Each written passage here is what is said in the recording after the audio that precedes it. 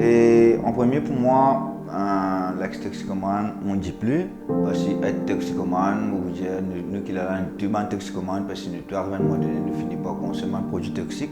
Le VIH, comment vous trouvez, l'IM, le VIH, c'est virus immunodéficience humaine. SIDA, c'est syndrome immunodéficience acquis. Ça veut dire, le virus VIH, si vous avez un virus dans le corps, il ramène nous à SIDA. Comment on peut expliquer ça? C'est déjà, moi, penser c'est la répression qui amène ça. Mon point de vue personnel, la répression envers les autres produits illicites qui sont déjà là depuis tant les temps, qui amène ça à nouvelle substance. Et ça, c'est prouvé à travers le monde, c'est comment mettre répression l'eau haine, banane crème l'autre, mettre répression l'eau banane crème l'autre. Alors, moi, je vous demande la population en général surtout, arrêtez de stigmatiser le prochain, parce que demain, on ne pas connaître qui peut être à nous et qui peut être à nos enfants. Bonjour. Bonjour. C'est une accueil Inside News. Donc, on va commencer par présenter où?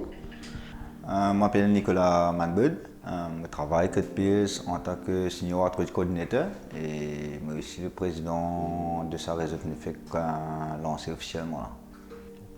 En fait, normalement, je commence à injecter la drogue à l'âge de 18 à 19 ans à peu près.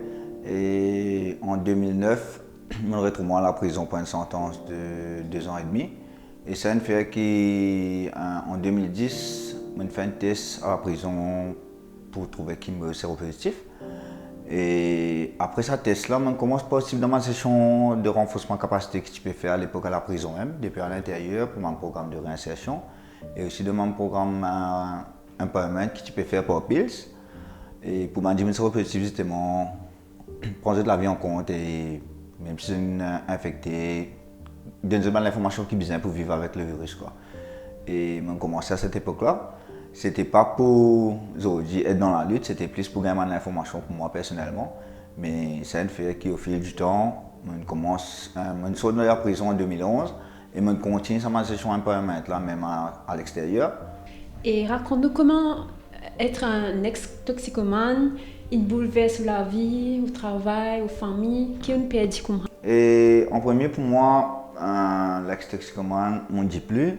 Parce que être toxicomane, vous dire, nous qui avons un tuban toxicomane, parce que nous arrivons à un moment donné, nous finissons par consommer un produit toxique. Si nous considérons qu'un dit consomme un produit toxique, c'est un toxicomane. En tant qu'injecteur de drogue, moi, vous dites comment, parce que je suis un qui peut injecter la drogue à l'époque. Et l'impact certainement bien difficile, surtout pour moi, une famille qui est plus proche.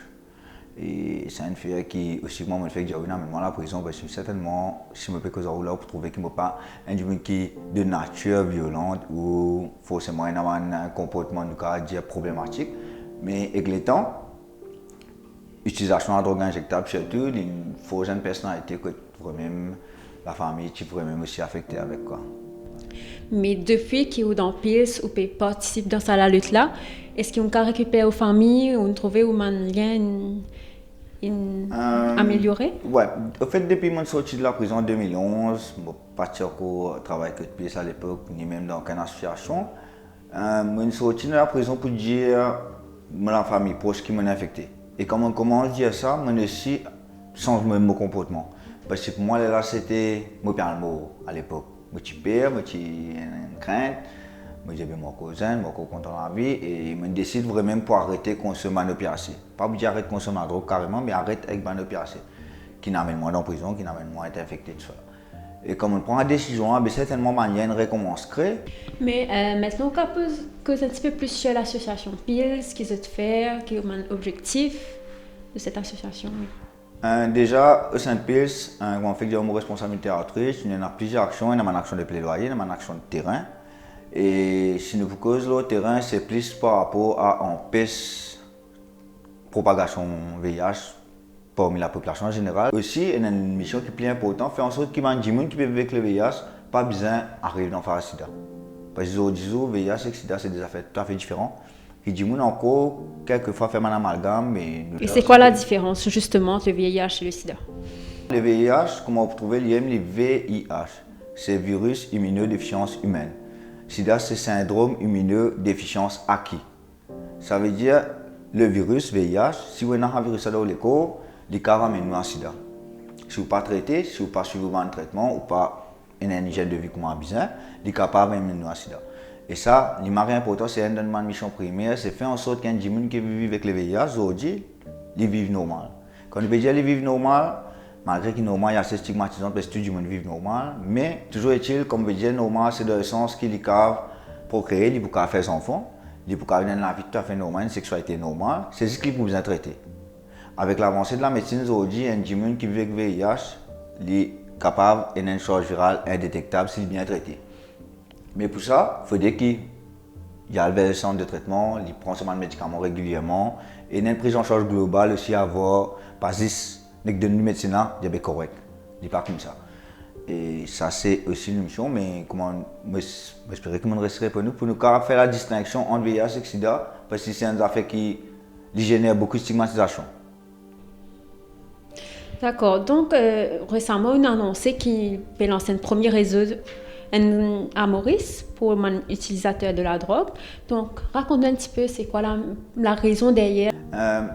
Ce réseau, nous l'avons lancé depuis fin 2016, début 2017, enfin lancé. Nous commençons à mettre en action, nous regroupons des gens qui utilisent eux-mêmes, ou des anciens utilisateurs comme moi et d'autres, pour nous monter un réseau. Qui fait le but d'un réseau quand nous sommes au niveau international, il y a un réseau qui s'appelle INPUD, International Network of People Who Use Drugs. Ce réseau-là, c'est un réseau qui est monté par des gens qui utilisent la drogue eux-mêmes, justement pour cause pour eux-mêmes. Quand il y a un débat qui peut causer mal à la drogue, c'est eux-mêmes qui causent plus. Ce n'est pas les autres gens qui peuvent venir, pas connaître qui peuvent dire. Et ça, il commence au fur et à mesure, au fil du temps, faner à travers le monde. Et à Maurice, quand nous décidons pour venir officiellement, cette année-ci, c'est par le fait que nous réalisons, mais nous aussi, à Maurice, nous avons beaucoup de problèmes qui sont reliés à la consommation de substances psychoactives illicites. Et tout simplement, un problème qui est relié là, mais le plus gros partie là, de ce problème-là, c'est la criminalisation. Parce que si l'utilisateur de la drogue, si tu es capable vraiment de mettre un service en place adéquat, il n'est pas pour bien criminaliser, aller de prison, développer les autres formes de criminalité encore de la personne. Le but de ce réseau, c'est justement pour nous apporter la voix des utilisateurs. Que ce soit, comme on connaît, National Drug Observatory, il y a plusieurs plans de travail qui permettent, mais qui aussi incluent le réseau qui s'appelle MONPUD, justement pour nous amener nous la voix là-dedans. Comme ça, demain, on peut mettre un service ou un affaire en place qui est en lien avec ce que la communauté peut besoin. Parce que c'est une affaire qui, au niveau politique, nous avons décidé de mettre là, et après, il va marcher ou il ne va pas marcher, après nous décider. Parce que c'est la vie du monde qui est en jeu. S'il n'est pas marché, c'est la vie du monde qui peut perdre. Ce n'est pas une question de juste dire, ouais, mais il n'est pas marché, nous réessayons notre système. Mais par contre, si un client depuis le départ, nous ne pouvons pas être là pour dire, sachant de God, de dire, non, c'est coupé, il n'est pas pour marcher. Ou il n'est pas adéquat pour nos contextes locaux. C'est d'où le point de venir officiellement avec le réseau au niveau national. Concernant la méthadone, qui à la base supposait un programme de traitement, il occasionne aussi le trafic malheureusement de méthadone aussi. Comment vous expliquez ça? Vous pensez que si vous arrêtez le traitement là, comment? Non. Parce que si nous avons un chiffre VIH, nous avons un chiffre criminalité, il fait ce problème. Ce n'est pas la substance qui a un problème. C'est façon de mettre en place qui a un problème. Et nous pas grave, si nous pouvons venir avec un programme, quand nous pouvons trouver un problème, de façon nous pouvons faire, nous cancel le programme net à cause de ça. Mais on a une solution pour apporter par rapport à ça? Certainement. Si un dimanche peut besoin de traitement de la méthadone, il ne faut pas venir aujourd'hui ou aller revenir de 3 mois. Ou soit vous réappeler de 6 mois. Certainement, c'est ça dimanche qui vous génère ce trafic-là. Parce qu'en attendant qu'il gagne ce dose qu'il peut gagner du ministère, mais il fait quoi? Mais par contre, c'est un système qui est vraiment accessible, qui est vraiment facile d'accès. Ça veut dire, étant un ancien injecteur de drogue, me cause ma propre expérience. Quand vous pouvez me redonner l'aide aujourd'hui, vous allez demander de la aujourd'hui. Si vous pourrez renvoyer moi à X les temps, mais pas qu'on est dans X les temps, c'est pas moi qu'on peut toujours envie ça l'aide là. Donc il faut revoir le système. Le système même. Comme vous dites le système induction. Le système induction est archaïque parce qu'ils ont évolué en 2018. Une partie dans ma conférence au niveau international, je vais ça. Au Canada, on trouve le système là, il marque clair net. Si on a venu aujourd'hui, nous mettons assisé là-bas, dans 2 heures, 3 heures de temps, pour trouver un moyen pour être du monde. Maintenant, après la méthadone, on parle évidemment de la drogue synthétique, donc qui peut ravager de plus en plus de jeunes qui peut tomber là-dedans. Dans mon école, ils peuvent introduire dans mon école, mais pour expliquer ça? Comment on peut expliquer ça? C'est déjà, moi, penser que c'est la répression qui amène ça, mon point de vue personnel. La répression envers les autres produits illicites qui sont déjà là depuis tant les temps, qui amène ça à une nouvelle substance. Et ça, c'est prouvé à travers le monde, c'est comment mettre répression l'eau haine, banane craigne l'autre, mettre répression l'eau hana, banane craigne l'autre. Et déjà, Bon, penser une cause l'école, une cause enfant, dire moi tout ça, mais moi, je pense personnellement qu'il ne faudrait pas nous continuer à dire la drogue pas bon, ça ne faudrait pas te faire ça. La drogue pas bon, ça ne faudrait pas te faire ça. Parce qu'il y a ce qu'il nous peut faire, la race humaine, toujours encore, les interdits, marie-tante. Et ça, nous tout connaît. Un enfant, on pose un affaire au milieu de la table, vous ne pas tout ça, mauvais le dos, allez, trapper les récits en bas. Et ça, c'est des petits enfants, nous, comme ça. Et nous, tout le temps comme ça. Mais par contre, donne-moi l'information qui besoin. L'information qui besoin, c'est quoi? Ça, substance, ça, si tu prends lui, il faut que toi, tel ni ça. Tu as tel qui a été bon avec lui, mais il y a tel qui a des risques qui présente toi devant. Il y a tel danger qui va attendre toi. Ça veut dire là, s'il fait le choix toujours de prendre ces substances-là, il fait un choix averti. Il ne pas faire un choix, comment vous dire, il n'est pas trop reconnu, parce qu'il n'est pas bon, il a envie d'être. Ou soit il est X qui est marité pour ça goûter. Mais nous, nous, les associations nous disent que le message a besoin d'être clair. Il y a des gens qui sont bons et qui ne sont pas bons. Comment quand on peut faire le choix pour utiliser ou pas, ou quand on met des moyens en place pour encadrer la personne. Parce que la personne peut avoir confiance. Ah, mais ça pas bon, ça pas bon, ça pas bon. Si demain il utilise, ça il peut dire utiliser. Parce que tout ça, on dit ça pas bon là, comment il peut dire oui, bien on commence à utiliser. Mais par contre, si tu as une approche qui me peut dire là, sans pour autant dire à l'utiliser là, c'est pas ça le mot. Ne pas promouvoir l'utilisation de la drogue, loin de là. Mais déjà, si tu as une information qui est bien là, et qu'il est toujours arrivé à faire le choix pour utiliser, mais il peut connaître au moins qu'il y a une approche qui dit comment utiliser, mais qui est capable de faire. Tu peux expliquer un programme en place de traitement, réduction des risques et autres, il y a l'information qui est bien. Et c'est ça, mais ça c'est important. Parce que si nous pouvons continuer à pied des bouts de pied et dire non, besoin de faire répression seulement, il n'est pas pour moi aussi. D'accord. Et on sûrement prend conscience du rapport de l'Observatoire de la drogue.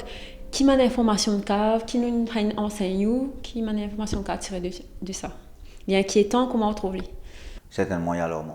Qui c'est-tu pour faire un observatoire pour observer moi, mais sans qu'il me prenne la vie ou me prenne la question. Pour moi, personnellement, je ne trouve pas trop make sense qu'il me vienne inquiéter l'observatoire parce que justement, aujourd'hui, nous disons si vous pouvez cause au moins c'est la honte. Parce que je ne veux pas croire que je suis trop content qu'il me saute sur le côté là après me cause le haut. Au bout de c'est pas faisable.